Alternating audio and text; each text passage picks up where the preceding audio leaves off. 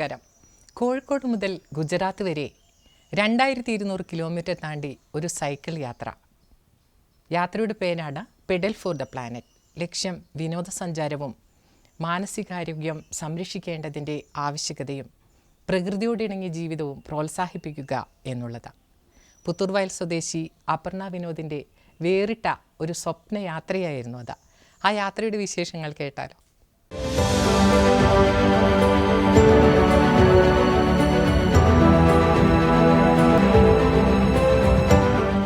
അപർണ വലിയൊരു സ്വപ്നയാത്രയൊക്കെ നടത്തി തിരിച്ചെത്തിയിരിക്കുകയാണ്. ഒരു സ്ത്രീയെ സംബന്ധിച്ചിടത്തോളം അല്ലെങ്കിൽ ഒരു പെൺകുട്ടിയെ സംബന്ധിച്ചിടത്തോളം ഒത്തിരി റിസ്ക്കുള്ള ഒരു കാര്യമാണ് ഈ 2200 കിലോമീറ്റർ തനിച്ച് യാത്ര ചെയ്ത്, അതും സൈക്കിളിൽ ഏതാണ്ട് ഒരു മാസത്തോളം എടുത്തു ഇത്ര വലിയൊരു യാത്ര ചെയ്യുക എന്നുള്ളത്. അപർണയ്ക്ക് എന്ത് തോന്നുന്നു?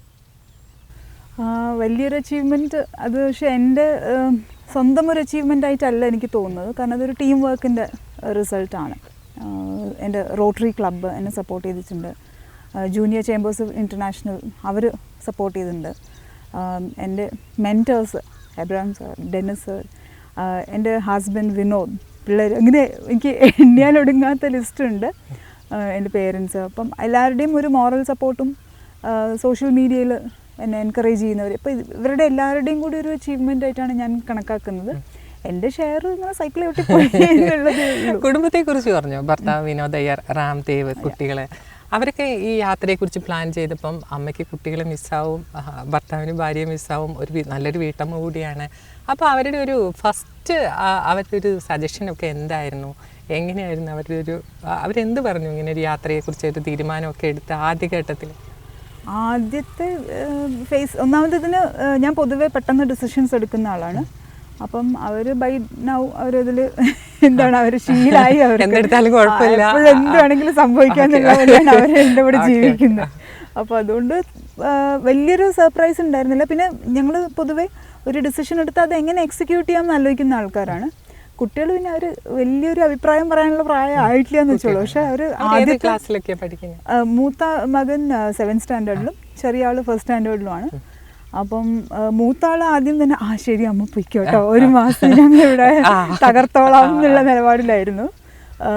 ചെറിയ ആൾക്കത് മനസ്സിലാവാനുള്ളൊരു സാഹചര്യം ഉണ്ടായത് ഞാൻ യാത്ര തുടങ്ങിയപ്പോഴാണ്. അപ്പോഴാണ് അയാൾക്ക് ചെറുതായിട്ടൊന്ന് മിസ് ചെയ്ത് തുടങ്ങി. പക്ഷേ ഞാൻ ആദ്യം പറഞ്ഞിരുന്നു, ലൈക്ക് ഇത് കഴിഞ്ഞാൽ നിങ്ങൾ അങ്ങോട്ടേക്ക് ഒരു ടൂറിന് വേണ്ടിയിട്ട് വരും എന്നൊക്കെ പറഞ്ഞ് സമാധാനിപ്പിച്ച് വെച്ചിരുന്നു. അതുകൊണ്ട് വലിയ വിഷമം എന്നുള്ള ലെവലിലേക്ക് പോയില്ല. ഓഫ് കോഴ്സ് മിസ് ചെയ്തിട്ടുണ്ടാവും.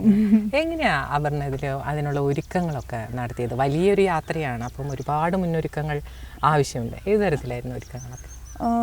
ഇതിൽ ഞാൻ മുമ്പ് പറഞ്ഞ പോലെ ആളുകളുടെ കോപ്പറേഷനാണ് ഏറ്റവും സിഗ്നിഫിക്കൻ്റ് ആയിട്ട്. അത് ഏത് പ്രോജക്റ്റിനാണെങ്കിലും. അതെ. അപ്പോൾ ഞാൻ ആ ഒരു കമ്മ്യൂണിറ്റി ബിൽഡ് ചെയ്യുക, ഞാനിങ്ങനെ ഒരു യാത്ര ചെയ്യുന്നുണ്ട് എന്നുള്ളത് വേണ്ടപ്പെട്ട ആളുകൾ അറിയിക്കുന്ന ഒരു പ്രോസസ്സിലാണ് ഫോക്കസ് കൊടുത്തിരുന്നത്.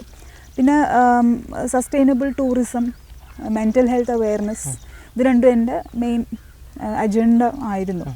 അപ്പോൾ അതുകൊണ്ട് തന്നെ ഈ ഇൻഡസ്ട്രിയിലും ഈ കോസിനൊക്കെ വേണ്ടി വർക്ക് ചെയ്യുന്നവരൊക്കെ ആയിട്ട് കണക്ട് ചെയ്തു. അപ്പം കുറച്ച് പേരെങ്കിലും ഞാനിങ്ങനെ ഒരു കാര്യം ചെയ്യാൻ പോകുന്നു എന്നുള്ളത് അറിഞ്ഞിരിക്കണം എന്ന് എനിക്ക് നിർബന്ധമുണ്ടായിരുന്നു. സോ നെറ്റ്വർക്ക് ബിൽഡ് ചെയ്യലാണ് ആദ്യം ചെയ്തത്.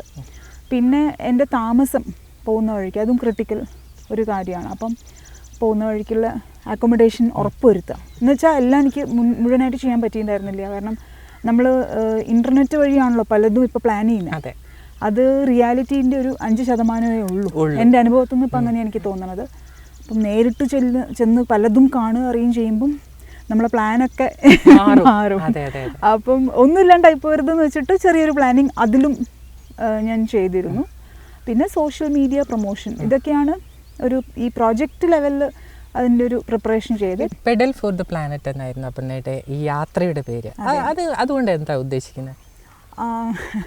നമ്മൾ എല്ലാ ആക്ടിവിറ്റീസും നമ്മളെ പ്രകൃതിയെയും നമ്മളെ ചുറ്റിലുള്ള മനുഷ്യരെയും ഉൾപ്പെടുത്തിക്കൊണ്ട് അല്ലെങ്കിൽ അതിനെ ഉൾക്കൊണ്ടുകൊണ്ടായിരിക്കണം എന്നുള്ളൊരു മെസ്സേജാണ് ഞാൻ കൊടുക്കാൻ ശ്രമിച്ചത്. അതിന് സൈക്ലിംഗ് എൻ്റെ ഒരു ആയുധമായിരുന്നു, എൻ്റെ ഒരു ടൂളായിരുന്നു. അതുകൊണ്ടാണ് പെഡൽ ഫോർ ദ പ്ലാനറ്റ്. ഞാനത് എവിടെയോ വായിച്ച ഒരു ടേമാണ്, അങ്ങനെ കൊടുത്തതാണ്. ഇതിപ്പോൾ ഈ യാത്രയിൽ അപർണ മുന്നോട്ട് വയ്ക്കുന്ന ലക്ഷ്യങ്ങൾ എന്ന് പറയുന്നത് പിന്നെ ടൂറിസം, മാനസികാരോഗ്യം, അതുപോലെ പ്രകൃതിയോട് ഇണങ്ങിയ ഒരു ജീവിതം, അതൊക്കെ പ്രോത്സാഹിപ്പിക്കുക എന്നുള്ളതാണ്. എങ്ങനെയാണ് അപർണ അതിലേക്ക് എത്തുന്നത്?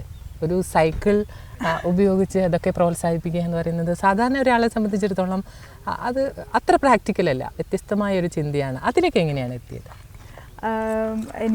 ഞാനൊരു ചെറിയൊരു വില്ലേജിൽ ജനിച്ചു വളർന്ന ഒരാളാണ്. താമരശ്ശേരിയാണ് ഞാൻ ജനിച്ചത്. അപ്പം പണ്ട് അവിടെ നമ്മളെ വീടും വലിയൊരു പറമ്പും പിന്നെ കുറേ അപ്പുറത്തൊരു വീടും, അപ്പം അങ്ങനെ വളരെ സൈലൻ്റ് ആയിട്ടുള്ളൊരു സിറ്റുവേഷനിൽ വളർന്ന ഒരാളാണ് ഞാൻ. അപ്പം അവിടെ എല്ലാവരും ഈ പറയുന്ന ഒരു സ്ലോ ലിവിങ് ആയിരുന്നു. പണ്ട് എല്ലാവരുടെയും ലൈഫ് അങ്ങനെ തന്നെ ആയിരിക്കുമല്ലോ. അപ്പം അതിൻ്റെ സ്വാധീനം നന്നായിട്ടുണ്ട്. എൻ്റെ മുത്തശ്ശനും അമ്മമ്മയും അവരുടെ ലൈഫ് സ്റ്റൈല്, ഇപ്പോൾ ഉദാഹരണത്തിന് അവർ നല്ല ഭക്ഷണം, അതും നമ്മളെ പറമ്പിൽ തന്നെ ഉണ്ടാക്കിയ വെജിറ്റബിൾസ് ഉപയോഗിക്കുക എന്നൊക്കെ ഉള്ളത് വളരെ സ്വാഭാവികമായിട്ടുള്ള ഒരു കാര്യമായിരുന്നു. അപ്പം അത് ഞാൻ വലുതായി ഒരു വീട് കുടുംബമൊക്കെ ബിൽഡ് ചെയ്യുന്ന സമയത്ത് മാക്സിമം പ്രാക്ടീസ് ചെയ്യാൻ ഞാൻ ശ്രമിച്ചിട്ടുണ്ട്. അപ്പോൾ അതിൻ്റെ ബെനിഫിറ്റ്സും എനിക്ക് എളുപ്പമൊന്നുമല്ല, എല്ലാത്തിനും അതിൻ്റേതായിട്ടുള്ള ഡിസിപ്ലിൻ വേണമല്ലോ. പക്ഷെ അത് ശീലിക്കുന്നതുകൊണ്ടുള്ള ഹെൽത്ത് ബെനിഫിറ്റ്സ് എനിക്ക് നന്നായിട്ടുണ്ട്. അപ്പം അത് മറ്റുള്ളവരുടെ അടുത്ത് ഷെയർ ചെയ്യുക എന്ന് വെച്ചിട്ട് ആരെയും നിർബന്ധിച്ച് ഇങ്ങനെ ചെയ്താലേ ശരിയാവുള്ളൂ അങ്ങനൊരു മെസ്സേജൊന്നും എനിക്കില്ല. കാരണം എല്ലാവരും അവരവരെ സിറ്റുവേഷനിൽ അവരവരുടെ കഴിവിനനുസരിച്ചിട്ടും അവരവരുടെ സമയത്തിനനുസരിച്ചിട്ടും ചെയ്യാൻ പറ്റുന്ന കാര്യങ്ങൾ ഒരുപാടുണ്ട്. അതിലേക്ക് ശ്രദ്ധ തിരിക്കുക എന്നുള്ളത് എനിക്ക് ഉദ്ദേശം ഉള്ളൂ. ഇപ്പോഴത്തെ കാലത്ത് അതിന് വളരെയധികം പ്രാധാന്യമുണ്ട്. കാലാവസ്ഥ ഒരുപാട് മാറി, നമ്മളത് അംഗീകരിച്ചാലില്ലെങ്കിലും മാറ്റം വളരെയധികം വ്യക്തമാണ്, നമുക്ക് കാണാം. അപ്പോൾ അതിനെക്കുറിച്ചൊക്കെ നമ്മൾ ശ്രദ്ധിക്കേണ്ടിയിരിക്കുന്നു. നമുക്ക് സൗകര്യമില്ല എന്ന് പറഞ്ഞ് ഒഴിഞ്ഞു മാറാനുള്ള സമയം നമുക്കില്ല. ഓൾറെഡി സമയം അതിക്രമിച്ചു കഴിഞ്ഞിട്ടുണ്ട്. അപ്പോൾ ഇനി വരുന്ന തലമുറയെങ്കിലും കുറച്ചും കൂടി ആക്റ്റീവായിട്ട് അതിനെന്തെങ്കിലുമൊക്കെ ചെയ്തേ പറ്റുള്ളൂ. അപ്പോൾ അതിന് വളരെ നിശബ്ദമായിട്ട് അതിനെക്കുറിച്ച് ഒച്ചപ്പാട് ഉണ്ടാക്കാൻ എനിക്ക് പറ്റുന്ന ഒരു വഴിയാണ് എൻ്റെ സൈക്കിളാണ്. കാരണം ഒരു കുട്ടി എന്നുള്ള നിലയിൽ ഏറ്റവും അധികം ആദ്യമായിട്ട് സ്വാതന്ത്ര്യം കിട്ടിയത് ഈ ആദ്യമായിട്ട് അച്ഛൻ വാങ്ങി തന്ന, നേരത്തെ പറഞ്ഞ സൂചിപ്പിച്ചു നമ്മൾ സംസാരിച്ചപ്പോൾ, ആദ്യമായിട്ട് അച്ഛൻ വാങ്ങി തന്ന ലേഡി ബേർഡ് സൈക്കിളിൽ പൊതുനിരത്തിലേക്ക് ഇറങ്ങിയപ്പോൾ കിട്ടിയ ആ സ്വാതന്ത്ര്യം, അത് ഭയങ്കര ഒരു സ്വാതന്ത്ര്യം ആയിരുന്നു എന്ന് പറഞ്ഞു. ഇപ്പം ഈ 37-ാം വയസ്സിലും അപർണ ഈ കോഴിക്കോട് മുതൽ ഗുജറാത്ത് വരെ, തളി ക്ഷേത്രം മുതൽ സോമനാഥ് ക്ഷേത്രം വരെ 2200 കിലോമീറ്റർ യാത്ര ചെയ്തപ്പോഴും ഈ ഇതേത് സൈക്കിളാണ്? ഇത് ബർഗ്മോണ്ട് ടൂറിംഗ് സൈക്കിളിൽ അത്രയും കിലോമീറ്റർ യാത്ര ചെയ്തപ്പോഴും അതേ സ്വാതന്ത്ര്യമാണ് അപർണയ്ക്ക് കിട്ടിയത് എന്ന് അത് അപർണ പറഞ്ഞു. അപ്പോൾ ഓരോ സ്ത്രീകളും ആഗ്രഹിക്കുകയാണ് ഈ സ്വാതന്ത്ര്യം. അപർണ ഇതിലൂടെ ആ സ്വാതന്ത്ര്യം ശരിക്കും അനുഭവിച്ചു എന്ന് അപർണ പറയുന്നു. ഈ സൈക്കിൾ ചവിട്ടാൻ ആഗ്രഹിക്കുന്ന ഒരുപാട് പേരുണ്ട്. ഇതിലൂടെ അവർക്ക് കൊടുക്കാൻ ഈ സൈക്ലിംഗ് എന്ന ഒരു കൊടുക്കില്ല. ഓക്കെ, ഈ ടൂറിസം അവിടെ നിൽക്കട്ടെ, പ്രകൃതി അവിടെ നിൽക്കട്ടെ, മാനസികാരോഗ്യം അവിടെ നിൽക്കട്ടെ, അതിനപ്പുറത്തേക്ക് ഈ സൈക്ലിംഗ് എന്ന ഒരു വിഷയത്തിൽ പുതുതലമുറയ്ക്ക് കൊടുക്കാനുള്ള ഒരു മെസ്സേജ് എന്താണ്? ഒരുപാട് പേര് ഇതിലേക്ക് കടന്നു വരുന്നുണ്ട്. സൈക്ലിംഗ് പല രീതിയിൽ എൻജോയ് ചെയ്യുന്നവരുണ്ട്. പലരും അതൊരു സ്പോർട്സ് ആക്ടിവിറ്റി ആയിട്ട് ചെയ്യുന്നവരാണ് ഞാൻ കാണുന്നത്. എനിക്കിഷ്ടം ലൈഫ് സ്റ്റൈൽ സൈക്ലിംഗ് ആണ്. പാല് വാങ്ങിക്കാൻ പോകുമ്പോഴും പച്ചക്കറി വാങ്ങിക്കാൻ പോകുമ്പോഴും സൈക്കിൾ കൂട്ടാൻ പോകുമ്പോഴും. അതെ, അത് നമുക്ക് വളരെ സ്വാഭാവികമായിട്ട് ചെയ്യാവുന്ന ഒരു കാര്യം. ഇതിൽ വലിയ റോക്കറ്റ് സയൻസ് ഒന്നുമില്ല.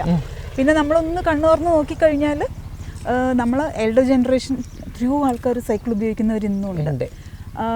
കേരളത്തിന് പുറത്ത് പോയപ്പോഴാണ് സ്കൂൾ കുട്ടികൾ കൂടുതലും സൈക്ലിംഗ് ചെയ്യുന്നത് ഞാൻ കാണാനിടയായത്, പ്രത്യേകിച്ച് പെൺകുട്ടികൾ. അപ്പം എനിക്കറിയില്ല ഞാൻ പറയുന്നത് എത്രത്തോളം വ്യക്തമാണെന്ന് എനിക്ക് അറിഞ്ഞുകൂടാ. പക്ഷേ ഇതിലൊരു എലിമെൻറ്റ് ഓഫ് ഫ്രീഡം ശരിക്കും ഉണ്ട്. നമ്മൾ വേറൊരാളെ ഡിപ്പെൻഡ് ചെയ്യേണ്ട കാര്യമില്ല. അതിൻ്റെ കൂടെ തന്നെ നമ്മൾ എക്സസൈസും ഫിറ്റ്നസ്സും നടന്നു പോവുകയും ചെയ്യും. അപ്പോൾ അത് മൾട്ടിപ്പിൾ ബെനിഫിറ്റ് ഉള്ളൊരു സംഗതിയാണ്. അത് ചെയ്തു നോക്കിയാൽ തന്നെ, അനുഭവിച്ചാൽ തന്നെ അറിയുള്ളൂ. അപ്പം ന്യൂ ജനറേഷനോട് എനിക്ക് പറയാനുള്ളത്, അങ്ങനെ പറയുമ്പോൾ ഞാൻ ഓൾഡ് ജനറേഷൻ ആയോ? പുതിയ തലമുറയിലെ കുട്ടികൾ വരുന്നുണ്ടല്ലോ. അല്ല, വേണ്ട, അപർണയെ പോലുള്ള സമപ്രായക്കാരോട് പറയാനുള്ളത് ചെയ്ത് നോക്കുക. ഒരു നമ്പർ മാത്രമാണ്. അപ്പോൾ അവരോട് പറയാനുള്ളത് സൈക്കിൾ വാങ്ങിക്കുക, ഓടിക്കുക. അതിൽ വലിയ, ഞാൻ ഓഗസ്റ്റ് 2023 പെട്ടെന്നൊരു ദിവസം തീരുമാനം എടുത്ത് അടുത്ത ദിവസം ഒരു സൈക്കിൾ പോയി വാങ്ങി ആ സൈക്കിൾ തന്നെ പ്രാക്ടീസിന് ഉപയോഗിച്ച് അങ്ങ് പോയ ഒരാളാണ്.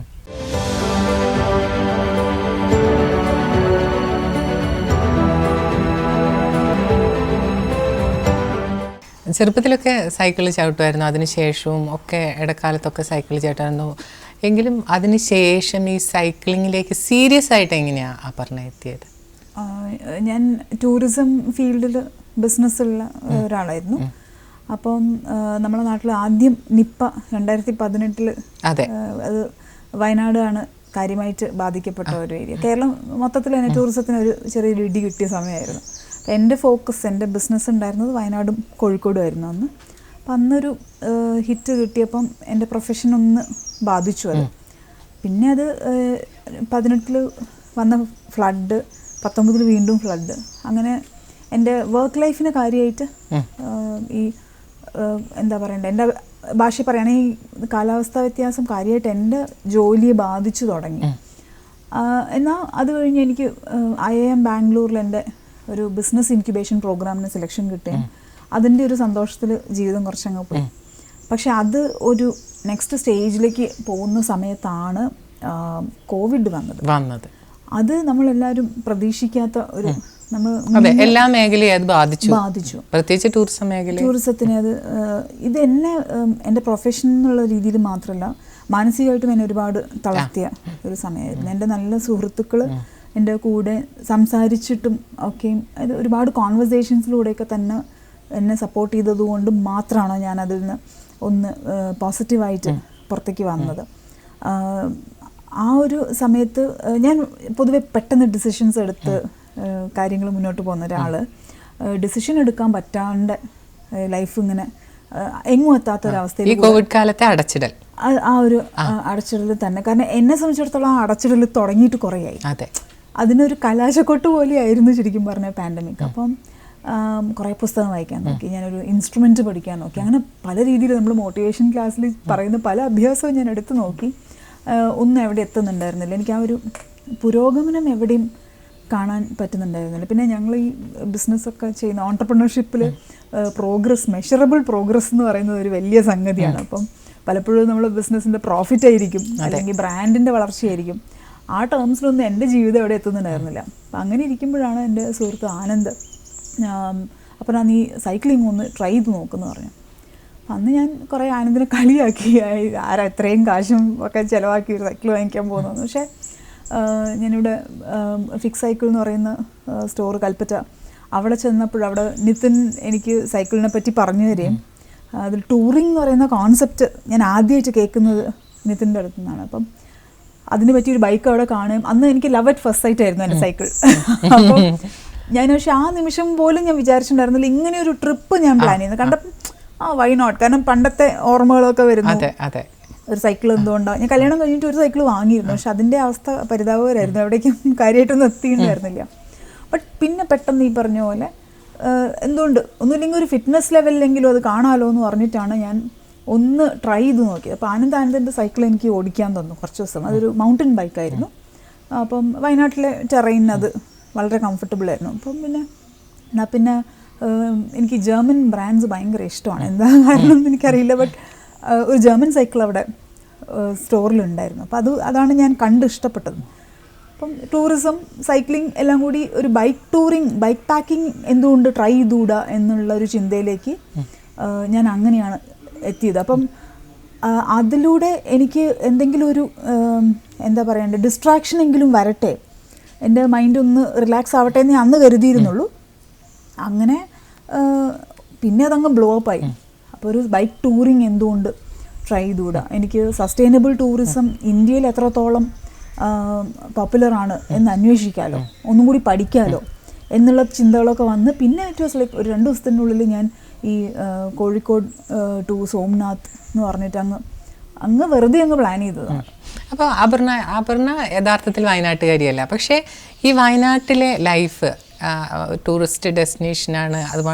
അതുകൂടാതെ ഒരുപാട് പ്രത്യേകതകളൊക്കെ ഉള്ള ഒരു നാടാണ് വയനാട്. ഈ വയനാട്ടിലെ ലൈഫ് ഈ സൈക്ലിങ്ങിന്, ഈ യാത്രയ്ക്ക് ഉൾപ്പെടെ എത്രത്തോളം അപർണയ്ക്ക് സഹായകരമായിട്ടുണ്ട്?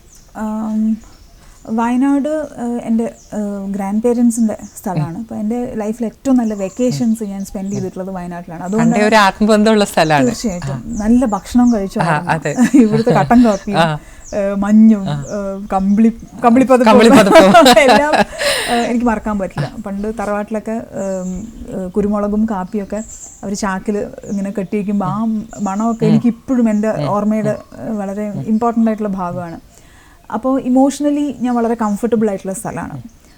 ടൂറിങ്ങിന് ഇമോഷൻസ് വളരെ ഇമ്പോർട്ടൻ്റ് ആണ്. നമ്മൾ മെൻ്റൽ എൻഡ്യൂറൻസ് ആണ് ബൈക്ക് ടൂറിങ്ങിന് വളരെ പ്രധാനമായിട്ടുള്ളൊരു കാര്യം എന്ന് എനിക്ക് എൻ്റെ അനുഭവത്തിൽ നിന്ന് അതാണ്. അപ്പോൾ ഇമോഷണലി ഞാൻ ഭയങ്കര ഹാപ്പിയാണ്. വയനാട്ടിൽ ഞാൻ സൈക്കിൾ ചെയ്യുന്നു എന്ന് പറയുമ്പോൾ പിന്നെ പ്രകൃതി ഇത്രയും ഭംഗിയിൽ എനിക്ക് തോന്നുന്നില്ല കേരളത്തിൽ വേറെ എവിടെ ഉണ്ടാവും. അതെൻ്റെ ഒരു പ്രൈവറ്റ് അഹങ്കാരമാണ്.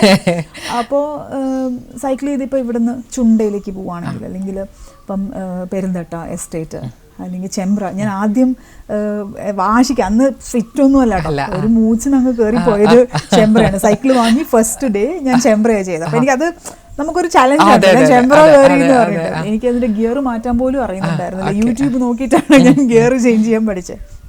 സോ കുട്ടി കുട്ടി ചലഞ്ചസ് എനിക്ക് ഓൺ എ ഡെയിലി ബേസിസ് ഇവിടെ ഉണ്ടായിരുന്നു. കാരണം ഇവിടുത്തെ ടെറൈൻ കുറച്ച് ടഫാണ്. നമ്മൾ പ്ലെയിൻസിൽ ഓടിക്കുന്ന പോലെ അല്ല. പ്രത്യേകിച്ച് നല്ല ലങ് കപ്പാസിറ്റി വേണം ഒരു ഹൈ ഓൾട്ടിറ്റ്യൂഡ്. ഇപ്പോൾ വയനാട് അത്ര ഭയങ്കര ഹൈ ഓൾട്ടിറ്റ്യൂഡ് എന്ന് പറയാൻ പറ്റില്ലെങ്കിലും എൻ്റെ ഹെൽത്തിന് ഇത് അത്യാവശ്യം ചലഞ്ചിങ് ആയിട്ടുള്ള ടെറൈൻ തന്നെയാണ്.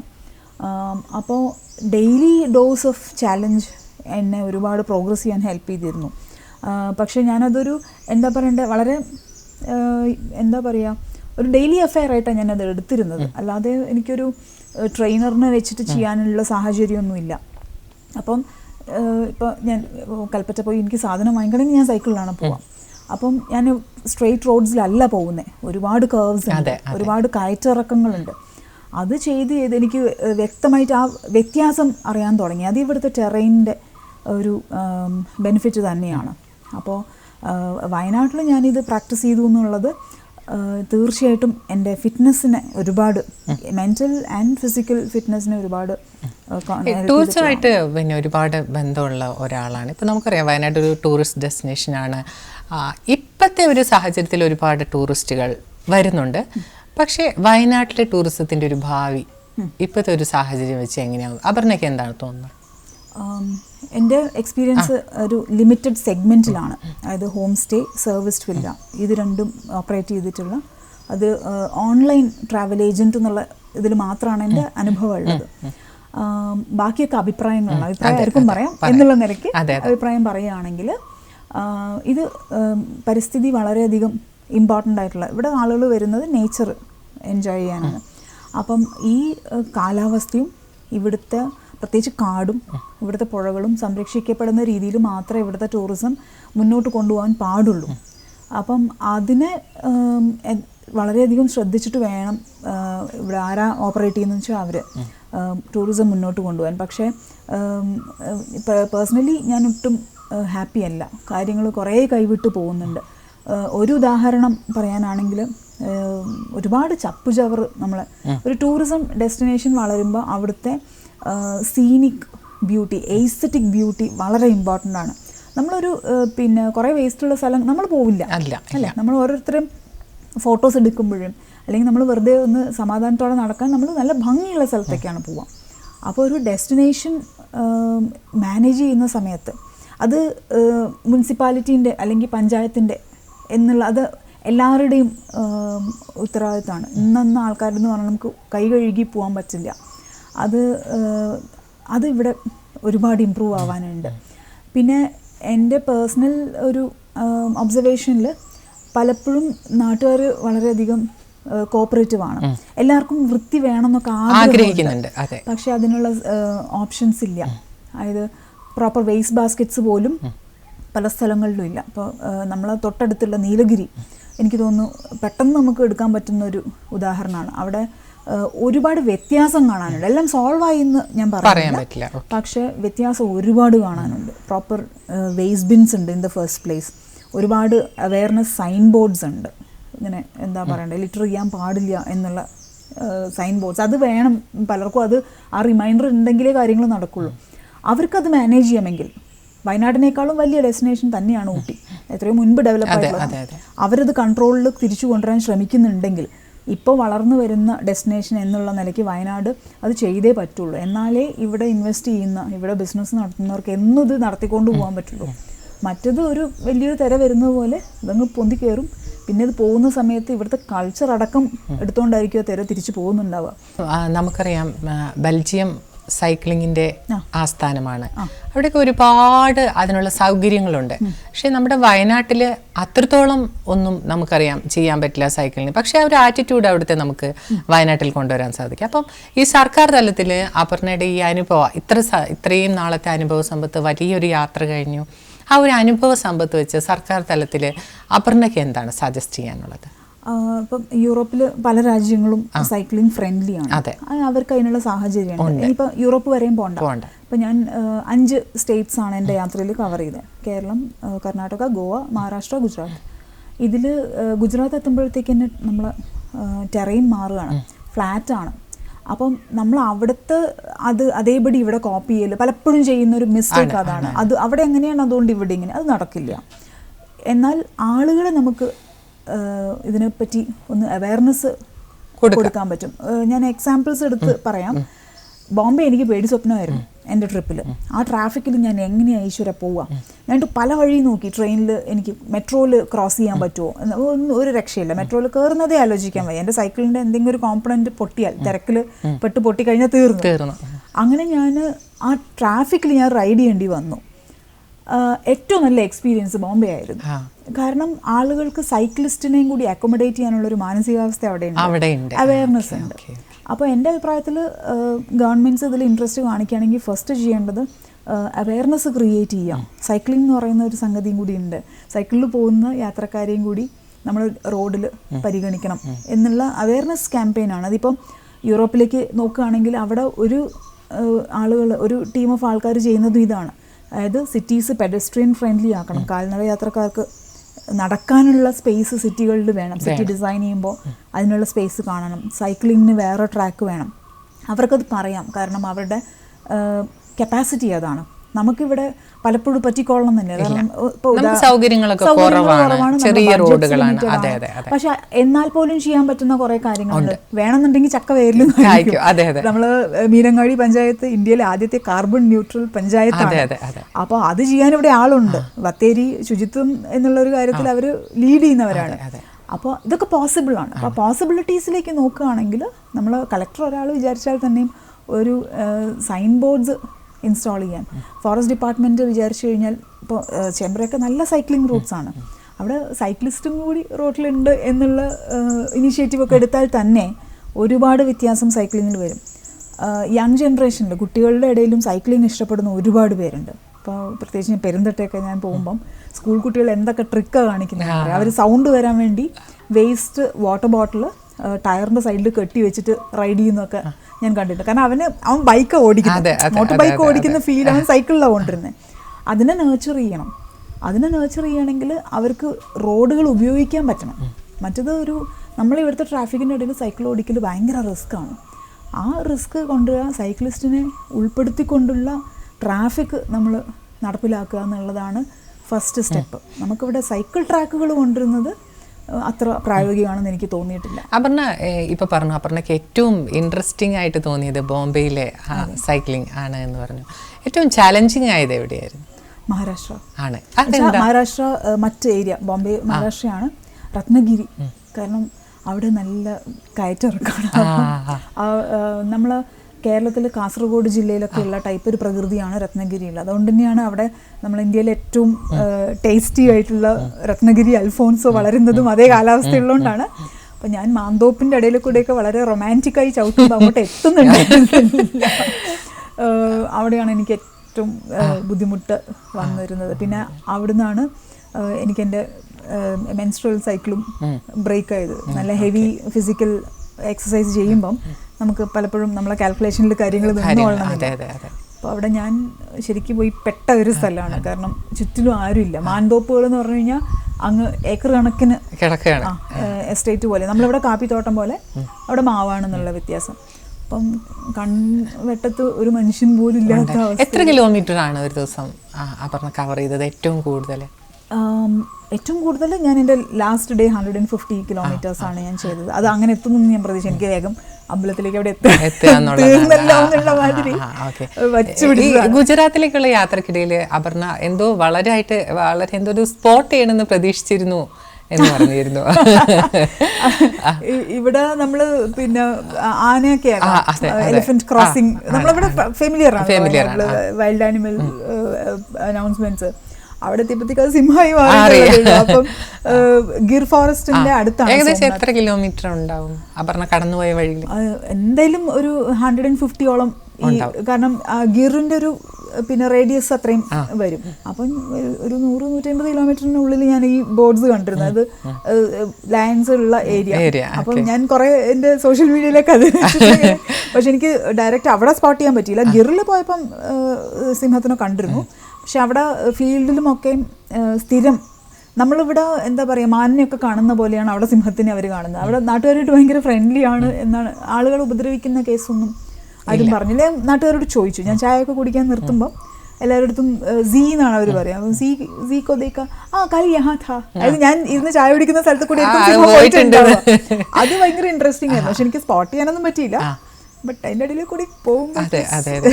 പിന്നെ നമ്മൾ മൊത്തത്തിൽ പറയുന്നതാണ് നമ്മുടെ രാജ്യം എന്ന് പറയുന്ന ഒരുപാട് വൈവിധ്യങ്ങളുള്ള ഭക്ഷണത്തിൽ സംസ്കാരത്തിലൊക്കെ ഒരുപാട് വൈവിധ്യങ്ങളുള്ള രാജ്യമാണ് നമ്മുടെ എന്നാണ് പറയുക. അപർണയുടെ യാത്രയിൽ ഈ കൾച്ചറൽ ഡൈവേഴ്സിറ്റി അപർണയ്ക്ക് ഫീൽ ചെയ്തോ, പ്രത്യേകിച്ച് ഫുഡിൽ?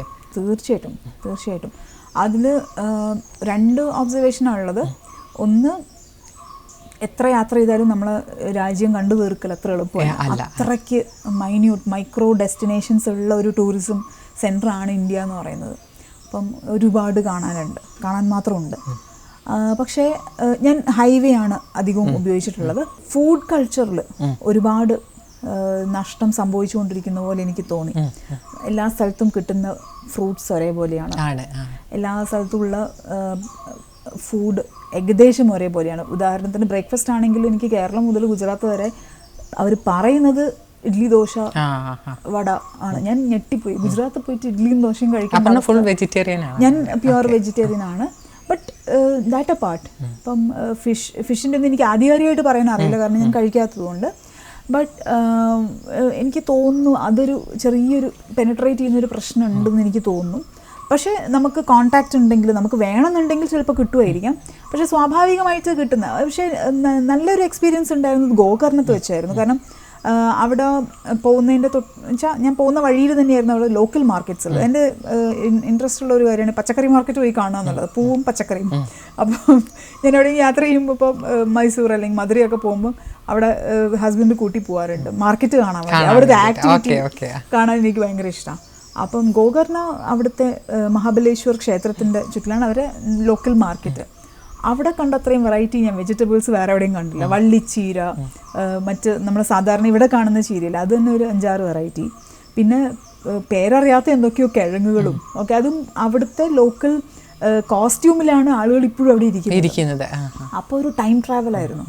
അങ്ങനെ നമ്മളെ മുഖത്ത് ഹിസ്റ്ററി വന്നിങ്ങനെ നിൽക്കുന്ന ആ ഒരു ഫീൽ എല്ലായിടത്തും എനിക്ക് അങ്ങനെ അങ്ങോട്ട് കിട്ടിയില്ല എന്ന് പറയാം. ആ ചേഞ്ച് അറിയാനുണ്ട്. പിന്നെ നമുക്കതിനെപ്പറ്റി എന്താ പറയണ്ടേ, അതിനെ അങ്ങനെ പാടില്ല എന്നൊന്നും പറയാൻ പറ്റില്ല. പക്ഷേ ഭക്ഷണത്തിൻ്റെ ഒരു കൾച്ചർ മിസ്സാവുന്നത് അത്ര ഒരു നല്ല കാര്യമാണെന്ന് എനിക്ക് തോന്നുന്നില്ല. എന്നാലും നല്ല എക്സ്പീരിയൻസ് തന്നെയായിരുന്നു. പ്രത്യേകിച്ച് ഗുജറാത്ത് കയറിയതിനു ശേഷം എനിക്ക് കാര്യമായിട്ടൊന്നും ആലോചിക്കേണ്ടി വന്നിട്ടില്ല. ഇപ്പം പുതിയ തലമുറയിൽ ഒരുപാട് പേര് സൈക്ലിംഗ് തിരഞ്ഞെടുക്കുന്നുണ്ട്, ഒരുപാട് പേര് വരുന്നുണ്ട്. നമുക്ക് വയനാട്ടിലാണെങ്കിലും ഒരുപാട് സൈക്ലിംഗ് ക്ലബ്ബുകളുണ്ട്, ഒരുപാട് ഇവിടേക്ക് എത്തുന്നുണ്ട്. പക്ഷെ പലർക്കും ഈ സൈക്കിളൊക്കെ തിരഞ്ഞെടുക്കുമ്പോൾ അത് എങ്ങനെ തിരഞ്ഞെടുക്കണം, എങ്ങനെ വേണം എന്നറിയില്ലേ. അപർണയായിട്ട് ഒരു എക്സ്പീരിയൻസ് എങ്ങനെയാണ് അവർക്ക് പകർന്നു കൊടുക്കുന്നത്? ഞാൻ ഒരുപാട് വായിക്കാൻ നോക്കിയിരുന്നു. ഇൻ്റർനെറ്റിൽ ഇപ്പോൾ ഒരുപാട് ഇൻഫർമേഷൻ ഉണ്ട്. അപ്പം ആദ്യം നമ്മൾ എന്താ ചെയ്യുന്നത്, നമ്മൾ റേസിങ്ങിലേക്കാണോ പോകുന്നത്, അത് ഡെയിലി ഒരു ബേസിക് എക്സസൈസിനാണോ, അത് നമ്മൾ പേർപ്പസ് നമ്മളൊന്ന് ഐഡൻറ്റിഫൈ ചെയ്യണം. ഐഡൻറ്റിഫൈ ചെയ്തിട്ട് പിന്നെ അതിനനുസരിച്ചിട്ട് ഒരുപാട് മെറ്റീരിയൽ വായിക്കാം. ഇഷ്ടം പോലെ ബ്ലോഗ്, വീഡിയോസ്, അത് ഇതൊക്കെ ചെറുപറ അവൈലബിൾ ആണ്. അപ്പോൾ ഒരു ബേസിക് ധാരണ കിട്ടിക്കഴിഞ്ഞാൽ പിന്നെ ഒരു പ്രൊഫഷണലിൻ്റെ അടുത്ത് പോയിട്ട് സംസാരിക്കാം. ഒരു ദിവസം കൊണ്ടോ 2 ദിവസം കൊണ്ടോ ഒന്നും ഇത് നമുക്ക് തീരുമാനത്തിലേക്ക് എത്താൻ പറ്റുമെന്ന് എനിക്ക് തോന്നുന്നില്ല. അത് ഒരു കറക്റ്റായ തീരുമാനത്തിലേക്ക്. അറ്റ്ലീസ്റ്റ് ഞാൻ ചെയ്തത് ഇങ്ങനെയാണ്.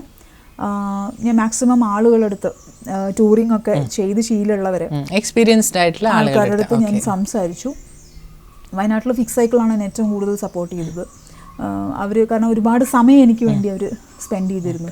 ഇതിൻ്റെ റിപ്പയർ, ഇപ്പം എന്താ പറയുക, പഞ്ചറായി കഴിഞ്ഞാൽ പഞ്ചർ ഒട്ടിക്കാനും ഒക്കെ പഠിച്ചിട്ടാണ് ഞാൻ പോയത്. അപ്പോൾ അതൊക്കെ അവർ എന്നെ വെൽ പ്രിപ്പയർഡ് ആക്കിയിരുന്നു. കോഴിക്കോട് കഫേ വർക്ക് സ്റ്റാറ്റ് എന്ന് പറയുന്ന സൈക്കിൾ സ്റ്റുഡിയോ ഉണ്ട്. അവർ സൈക്കിൾ ബിൽഡ് ചെയ്യുന്നവരാണ്. നമ്മൾ ആവശ്യത്തിനനുസരിച്ച് നമുക്ക് സൈക്കിൾ ഉണ്ടാക്കി തരും. അങ്ങനെയാണ് ഒരു നെക്സ്റ്റ് ലെവൽ സൈക്ലിംഗ് ചെയ്യുമ്പോൾ അങ്ങനെയാണ് ചെയ്യുക. അപ്പം അവിടെ എബ്രഹാം സാറാണ് എൻ്റെ മെയിൻ മെൻറ്റർ. സാറൊക്കെ മണിക്കൂറുകളോളം, ഞാൻ അവിടെ പോയാൽ മിനിമം 3 മണിക്കൂർ ഇരുന്ന് സംസാരിക്കും. കാരണം അത്രയും നമ്മൾ ഇതിനെപ്പറ്റി ചിന്തിക്കണം.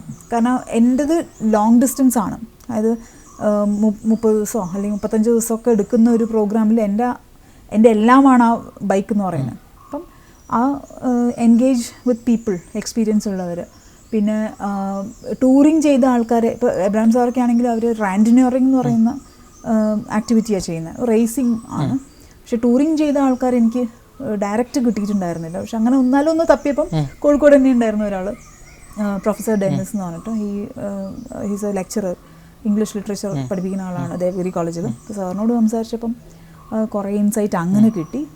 പിന്നെ ഇൻസ്റ്റഗ്രാമൊക്കെ ത്രൂ ലേഡീസ് ട്രാവൽ ചെയ്യുന്നവരെ ഞാൻ ഫോളോ ചെയ്തിരുന്നു. പലരും എനിക്ക് റെസ്പോൺസ് തന്നിരുന്നു മെസ്സേജ് വഴി. അപ്പോൾ അങ്ങനെ നമ്മൾ ഇൻക്വിസിറ്റീവ് ആവുക തന്നെ വഴിയുള്ളൂ അതിനകത്ത്. പിന്നെ ചെറിയ ട്രിപ്സ് ഞാൻ ചെയ്തിരുന്നു. ഈ ട്രിപ്പ് അങ്ങനെയൊക്കെ പ്രാക്ടിക്കൽ നോ ഹൗ തന്നെയാണ് അതിൻ്റെ വഴി. അതുപോലെ ഡയറ്റൊക്കെ വല്ലാതെ ശ്രദ്ധിക്കണം. എന്തായാലും വലിയൊരു യാത്രയാണ്. അത് നല്ലോണം നല്ല ഡയറ്റ്. എനിക്ക് ചില കാര്യങ്ങളിൽ നല്ല ഡിസിപ്ലിനാണ്, അതേപോലെ ചില കാര്യങ്ങളിൽ തീരെ ഡിസിപ്ലിൻ ഇല്ല. കാരണം ആഗ്രഹമില്ലാത്തതുകൊണ്ടല്ല, പക്ഷെ എനിക്ക് കുട്ടികളും ഫാമിലിയൊക്കെ ഉള്ളപ്പോൾ എല്ലാ ദിവസവും 2 മുന്തിരിയും അണ്ടിപ്പരിപ്പ് ഒഴിക്കാനൊന്നും എന്നെ കൊണ്ട് നടക്കൂല, മറന്നുപോകും ചെയ്യാൻ. ബട്ട് ഒരു ഡയറ്റീഷ്യൻ്റെ അടുത്ത് ഞാൻ സംസാരിച്ചിരുന്നു. അപ്പോൾ അവർ പറഞ്ഞത് വെച്ചിട്ട്, പ്രത്യേകിച്ച് നമ്മൾ ലേഡീസിന് അയൺ കണ്ടൻറ്റ് വളരെ ഇമ്പോർട്ടൻ്റ് ആണെന്ന് പറഞ്ഞു. അപ്പോൾ അതിന് വേണ്ടിയിട്ട് ഞാൻ ഡേറ്റ്സ് കയ്യിൽ വയ്ക്കുമായിരുന്നു. വിശക്കണതിന് മുൻപ് ഭക്ഷണം കഴിക്കുക, ദാഹിക്കുന്നതിന് മുമ്പ് വെള്ളം കുടിക്കുക, ഇതായിരുന്നു തിയറി.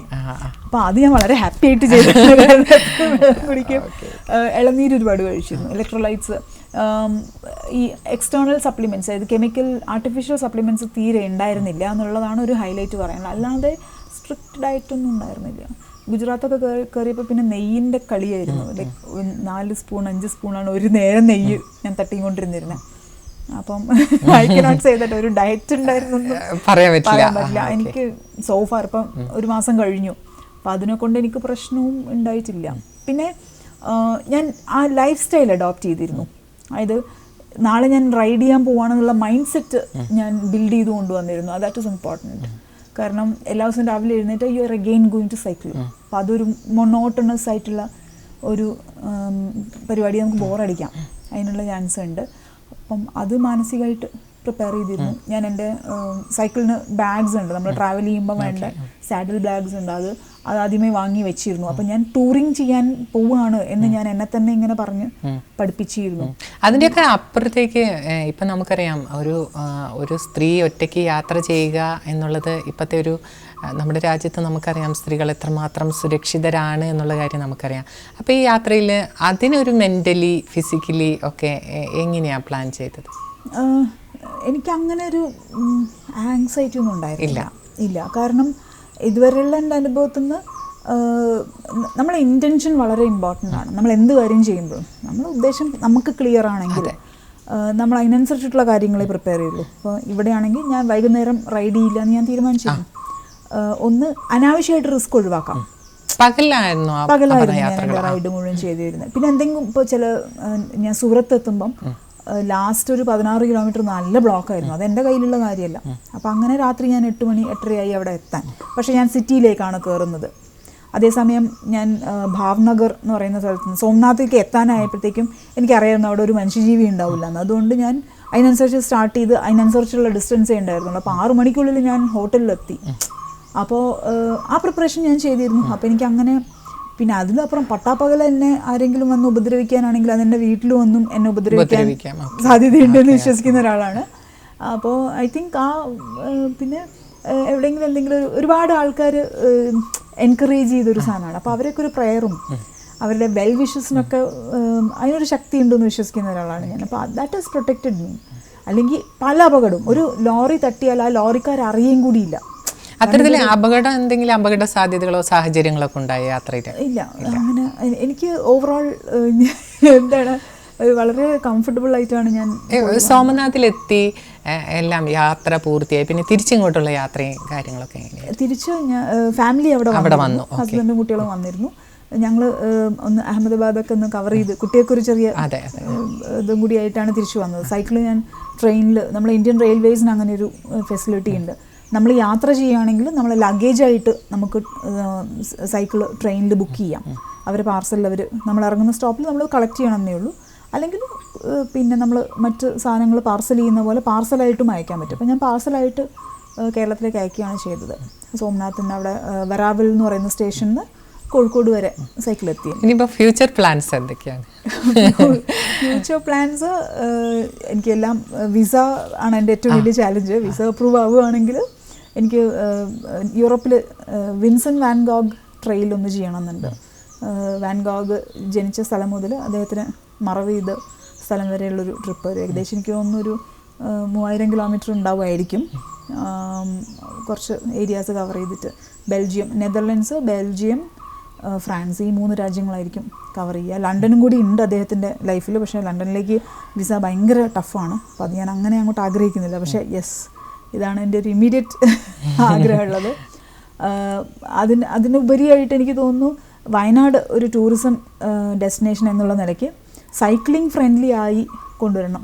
വയനാടും കോഴിക്കോടും മേ ബി ഈ പറയുന്ന പോലെ ഇതിനൊരു അവയർനെസ് ക്യാമ്പയിനൊക്കെ നടന്നാൽ നന്നായിരുന്നു എന്നുണ്ട്, ആഗ്രഹമുണ്ട്.